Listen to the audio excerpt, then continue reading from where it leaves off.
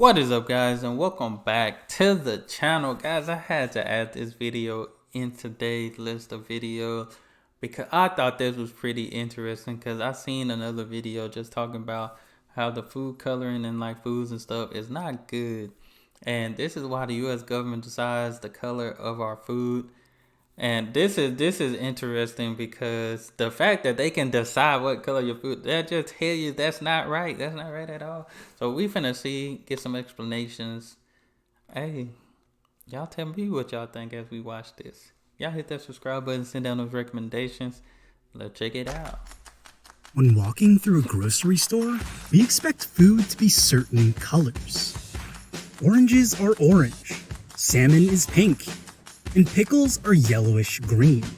But what if I told you that this isn't necessarily true? What?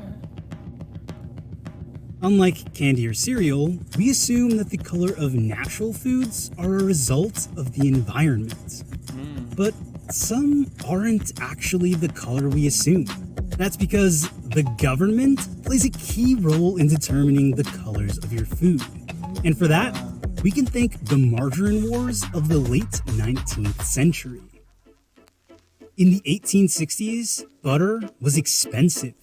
Without refrigeration, the product spoiled quickly. In response, the French invented a cheaper alternative called margarine. It was made by churning beef tallow, a form of animal fat, with salt and milk. Margarine was a similar tasting spread, but was less expensive and took longer to spoil. But unlike butter, margarine was white, the color of lard. So manufacturers added a yellow dye in order to appeal to consumers' palates conditioned by the color of butter. Hold up. So now I'm gonna have to check my butter. So now I ain't even eating real butter. In order to appeal to consumers' palates conditioned by the color of butter. What? By the 1870s, margarine was flying off American shelves. Meanwhile, butter sales were falling.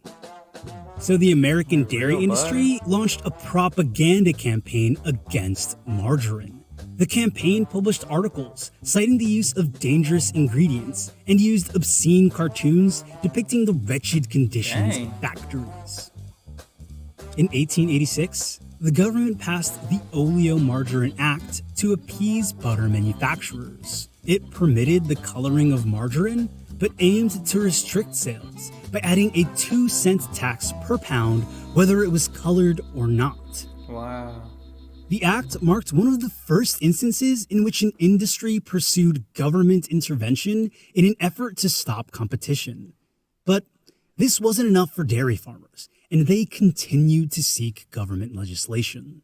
By the end of the century, 26 states had enacted anti-color laws that completely prohibited the coloring of margarine. Wow. Some states went as far as making manufacturers dye margarine pink so that consumers could discern the difference in products. In 1902, the federal government took it a step further. That is crazy, because I feel like just nowadays, food coloring is almost in almost anything you eat here in the US, especially when it comes to like different candies, different, cereals and all that stuff. That is like, I'm really like, now I don't even think I'm eating butter and now. Added a 10-cent tax on artificially dyed margarine, while the tax on naturally colored... That's a fact. There is a lot of foods I know that always say artificial flavors on it, on the back. That's why I read the nutrition was facts. Reduced to 1/4 cent. In order to avoid the tax, margarine producers started using vegetable oil as a natural dye, and even sold color capsules along with the white margarine so that consumers could color it at home. The margarine wars were coming to a close, but the war on food dye was just beginning. In 1906, the Food and Drugs Act banned the use of harmful coloring without labeling to conceal damage or inferiority. The government certified 7 colors for food use, not only because they were considered harmless, but because they were heavily used. However, the use of them was not required. Manufacturers could still use uncertified colors as long as they were labeled in the ingredients. and American consumers Wow. still bought them. If we didn't use coloring, our food products would look a lot different than they look. It may affect people's decision whether to buy a food product or not. But in addition to that, colors can also be used as a way to enhance flavoring or more importantly, to enhance freshness. What we see on our plates determines how we taste. During one study by the British researcher J.C. Wheatley in the 1970s, participants ate steak and fries in a dark room. Subjects stated the food tasted normal, but midway through the meal, scientists turned on the lights to reveal that the steak was dyed blue and the fries green. Many participants became ill or lost their appetite merely at the sight. The experiment showed how our brains can alter the taste of food depending on our perception of color. That's a fact, and like not even the perception of color either, just the fact of if it looks good or not. Cause you can have people say, "Oh, I eat like nowadays." I think I've been seeing people they like eat alligator meat or something like that. Of course, if you see a whole alligator, you're gonna be like, "Oh no, I'm not eating that." But if it's just presented to you as like look like chicken, like cut up shredded chicken or something, you might eat it. So I think it's the color and what you see. What you see. If it looks good. In the early 1900s, the USDA began setting grade standards for the external appearances of certain foods.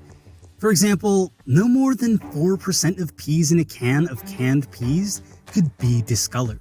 And in order for apples to be graded as US extra fancy, they must be colored 50% striped or partially red. These grading standards determine the quality of food based solely on appearance. What? But throughout this time... That end one, isn't that just a yellow apple? Am I tripping? Isn't it based solely on appearance? But throughout this time, journalists continued to uncover more harmful properties associated with dyes and ingredients used in food, drug, and cosmetic products. Then, in 1937, disaster struck. A Tennessee drug company began advertising the benefits of a new drug to treat infections. But the product was untested and was found to have toxic ingredients after over 100 patients died. Oh, man. The newly created FDA quickly enacted the Food, Drug, and Cosmetics Act. And unlike the 1906 law, only the use of certified dyes would be permitted by law. Dang. Regulations continued to strengthen, and the list of certified colors was frequently updated due to safety concerns. There are 9 certified colors that are approved for use in the United States. And the FDA has a chart with those 9 colors. And these colors are prominent across the food industry, even in foods you may not expect. When you think about the color of typical pickles in a jar, you probably picture a bright yellow-green color like these. Although pickles are naturally green, this bright hue is the result of food dye. Yellow dye number 5 and 6. This dye keeps skin from fading while on shelves. I'm finna go, I think I got some pickles in there. I'm gonna have to look at that. It makes sense because pickles are really just cucumbers. And if you see a cucumbers are like dark green, like very dark greenish color. 5 and 6. This dye keeps skin from fading while on shelves. Uncolored pickles, on the other hand, are much less vibrant and look like this. Now, what color do you think of when it comes to oranges? Obviously the color orange, right? But that isn't always the case. In warmer climates, ripe oranges are actually green. And many residents of equatorial communities have never even seen an orange in food stands. Only in cooler temperatures does this green pigment die off, revealing an orange color. Wow. However, consumers in these areas... That makes sense, because you can kind of see on some of those oranges, they look a little green. I always noticed a little green. That makes a lot of sense. That is crazy. I never knew that. It looked like a lime though, but Dang, that makes sense. Wow. Associate Dang. green with an unripe fruit. So, in order to make oranges sellable in the US and European market, farmers in warmer states like Florida, where 70% of the US citrus supply comes from, and Texas, often artificially dye them orange. However, the dye is banned in California and Arizona. Salmon is another unsuspecting food that relies on dyes to make sales. Unlike wild salmon, that is naturally pink, farm-raised salmon is naturally gray.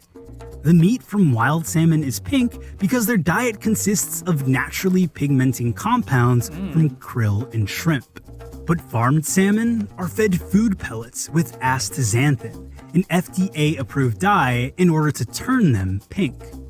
This is because consumers have been shown to prefer darker shades of pink and will pay up to $1 more per pound for a darker color compared to lighter hues. Fish is a huge problem when it comes to deception. You've got fish that's caught in Alaska, for example, sent to Asia for manipulation, sent back to Alaska, and then sent to the States for consumption in sushi bars. That's a long process. Some wheat breads, cheeses, and others contain dyes as well.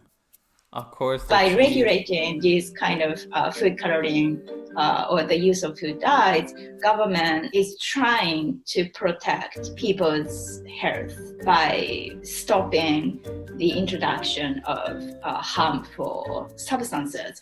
But at the same time, this kind of regulation was adjusted so that this regulation does not affect the food industry in a devastating way. They don't want to ban or prohibit all of the synthetic dyes or prohibit the entire food coloring process. Today, some companies are experimenting by slowly removing synthetic dyes from foods. Instead, they're moving towards the less vibrant, natural dyes. For example, Subway recently stated it would stop using artificial dye to color banana peppers and use turmeric to maintain the bright yellow appearance instead. And Panera Bread removed the use of dye in its mozzarella cheese, which turned it from having a bright white color to a yellowish hue. The standard the government uses is a reasonable standard, so they don't have to be foolproof 100%. That is crazy. Like, that make no sense. Like, why do you have to use so much artificial stuff? Like, I always seen it, but you don't really think about, like, this type of stuff open your mind up to a lot. Like, most time we just eat stuff. I know for me, we just eat stuff without thinking about what's really in it, you know? We just like the taste or it look good. % proven safe, but they have to be shown to be reasonably safe. So we allow these little exceptions to the 100% rule, no risk rule, in order to accommodate a modern food system of having foods that are manufactured in different colors and taste and a variety of foods. But the problem with that is, beyond just questions of deception and safety, is the question of, is this the kind of food system we want? The food we should be eating, that's the question. No, it's not. Man, wow. This one, hold up, Cheddar, I need to subscribe. That makes a lot of sense, though. That's crazy. See, wouldn't have known this stuff if I didn't do these videos, man. I wouldn't even be looking for this stuff, to be honest. Just be eating and not have no knowledge in the world. Knowledge is powerful, all right? Knowledge is powerful. You perish without knowledge. You need some knowledge and wisdom. This opened my eyes to a lot. It makes sense. I do see oranges. They do be a little green. Wow. But yeah, we got too much food, just artificial flavors down here. Too much. I need 100% real, authentic, organic. A lot of stuff on the shelves too. Nowadays been saying more organic but I think they still add a little bit of something in there. It says organic, but you're not really gonna get organic unless you just grow it yourself type thing. But that was very interesting. Y'all let me know what you think in the comments below.